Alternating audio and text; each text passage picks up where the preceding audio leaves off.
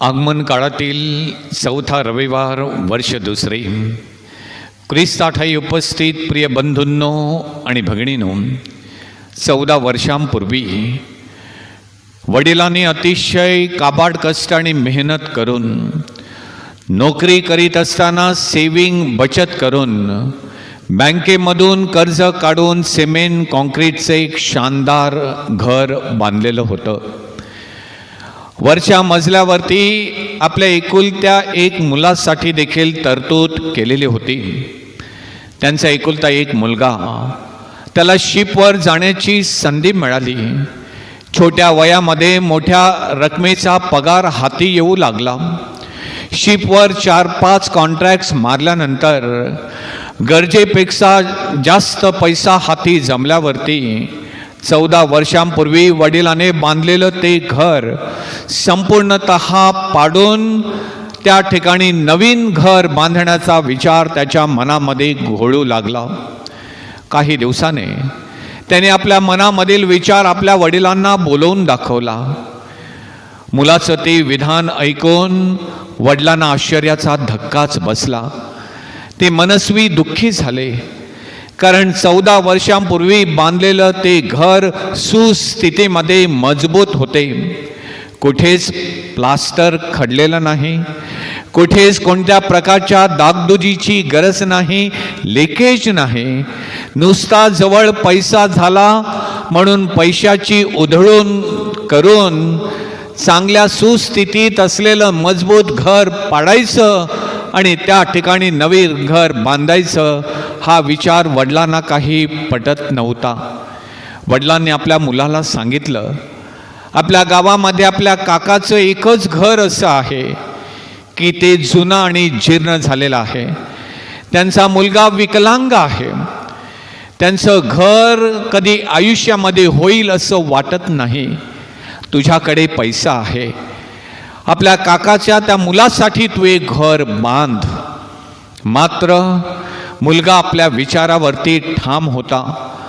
जुनं घर पाडायचं, त्याचं नामोनिशान मिटवायचं आणि त्या जागी नवीन घर बांधायचं, जे आधुनिक सुविधाने सुसंपन्न असं अलिशान वैभव संपन्न दिमागदार टुमदार आणि भपकेबाज असं घर बांधायचं, असं मुलांनी मनोमनी ठरवलेलं होतं. आणि या विषयावरती वडिलांमध्ये आणि मुलामध्ये बरीचशी चर्चा झाली, वादविवादही झाले. दोघंही आपल्या निर्णयाशी आपल्या भूमिकेवरती ठाम होते. काही दिवस एकमेकांशी बोलत सुद्धा नव्हते. शेवटी आईनं एकंदरीत परिस्थिती पाहिलं. एक आई म्हणून, एक पत्नी म्हणून पती आणि मुलांमध्ये मध्यस्थी केली. दोघांचीही समजूत काढण्याचा तिनं प्रयत्न केला. तिनं आपल्या मुलाला सांगितलं, संपूर्ण घर पाडू नकोस. याच घरामध्ये तुझ्या इच्छेप्रमाणे, तुझ्या मर्जीप्रमाणे डॅडीला विश्वासामध्ये घेऊन रेनोव्हेशन कर, नूतनीकरण कर, म्हणजे तुझाही प्रश्न सुटेल आणि डॅडीलाही बरं वाटेल. परंतु मुलगा ऐकायलाच तयार नव्हता आणि त्यानं ते जुनं घर पाडायचं आणि नवीन घर बांधायचं. यासाठी म्हणे, तुम्ही मला परवानगी दिली नाही तर मी बाजूला आपल्या जागेमध्ये नवीन घर बांधीन. मी त्या नवीन घरामध्ये जाऊन राहीन आणि तुम्ही इथं राहाल. हा विचार ऐकून आई वडिलांना आश्चर्य वाटलं. आपला एकुलता एक मुलगा आपण या घरामध्ये आणि आपला मुलगा दुसऱ्या घरामध्ये, हा विचार खूप कल्पना करणं देखील त्यांना कठीण गेलं. शेवटी वडिलांना सांगितलं, तुला पाहिजे तसं कर, तुझ्या इच्छेप्रमाणे, तुझ्या मर्जीप्रमाणे होऊ दे. वडिलांनी मुलांपुढे नम्रपणा घेऊन, नमतं आणि झुकतं माप घेऊन आपली भूमिका बदलली. प्रिय बंधूंनो आणि भगिनींनो, शमूएलच्या पुस्तकामधून घेतलेल्या आजच्या वाचनामध्ये अशाच आशयाचा विषय हाताळला गेलेला आहे. ज्या परमेश्वरानं दावीदाला मेंढवाड्यामधून मेंढरांच्या मागे रानावनामध्ये फिरत असताना गुरे ढोरे सांभाळत असताना, एक गुराखी म्हणून काम करत असताना इस्रायलच्या प्रजेचा अधिपती व राजा म्हणून निवडले. इस्रायलच्या राजासनावरती त्याला बसवलं. त्या दाविदाच्या मनामध्ये परमेश्वराचे उपकार स्मरण म्हणून स्वतः गंधसरूच्या मंदिरामध्ये सुखचैनीचं जीवन जगत असताना परमेश्वराचा कोश ठेवण्यासाठी, त्या परमेश्वराची पूजा अर्चा करण्यासाठी इस्रायलच्या देवाच्या नावानं एक भव्य, एक दिव्य असं मंदिर उभारावं अशी इच्छा दाविदाच्या मनामध्ये निर्माण झाली. आणि त्याचा तो प्लॅन, त्याची ती योजना त्यानं नाथान संदेष्टाला बोलून दाखवली. परमेश्वरासाठी, परमेश्वराचा कराराचा तो कोश ठेवण्यासाठी, ज्या कोशामध्ये मोशेची काठी, परमेश्वरानं मोशे करवी इस्रायल जनतेला दिलेल्या त्या 10 आज्ञांच्या दगडी पाट्या आणि मान्ना अन्नाचा अंश होता, ते या पवित्र मंदिरामध्ये ठेवायचं आणि परमेश्वरासाठी सुसज्ज असं मंदिर बांधावं अशी दाविदाची इच्छा होती. परंतु परमेश्वराची तशी इच्छा नव्हती. तू माझ्यासाठी मंदिर बांधू नये हा दैवी विचार दाविदापर्यंत पोचवण्यासाठी नाथान संदेष्टाला परमेश्वराचे वचन त्या रात्री प्राप्त झाले. नाथान संदेष्टानं ते ईश्वरी वचन दाविदापर्यंत पोचवले.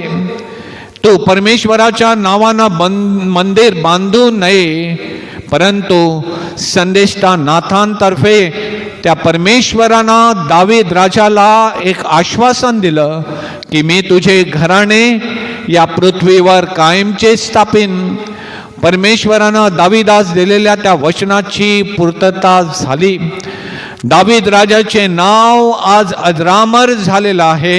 याच दाविदाच्या वंशामधून जगाचा तारणारा जन्माला येणार होता.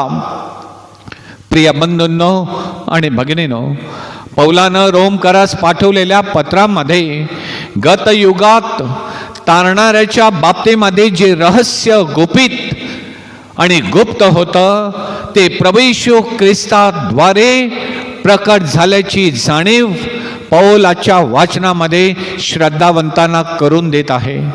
प्रिय बंधूंनो आणि भगिनींनो, लोकलिखित पवित्र शुभवर्तमानामध्ये आपण ऐकलेलं आहे, नाझरेत गावची ती कुमारिका दाविदाच्या घराण्यामधील योसेफ नावाच्या पुरुषाशी तिची सोयरीक झालेली होती.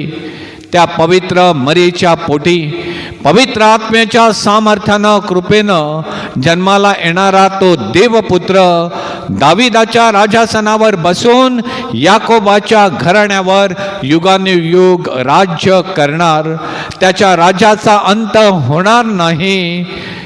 पवित्र मरीच्या बाबतीमध्ये ही ईश्वरी योजना होती, परमेश्वराची इच्छा होती.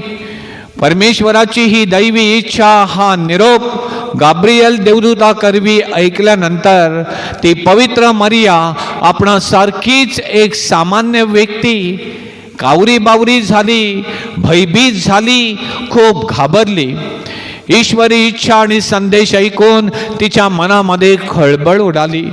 हे अभिवादन काय असेल याचा ते विचार करू लागली. एक मानव व्यक्ती म्हणून वेगवेगळ्या प्रकारचे तर्क, वितर्क आणि संशय पवित्र मरियेच्या मनामध्ये निर्माण झाले.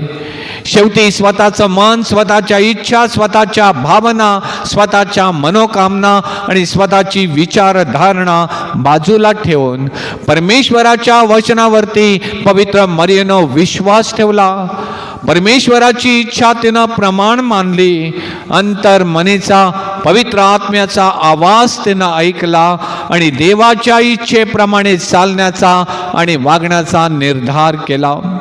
शेवटी ती विश्वासानं आजच्या शुभवर्तमानामध्ये म्हणाली, पहा मी प्रभूची दासी आहे, आपण सांगितल्याप्रमाणे माझ्या बाबतीत घडो.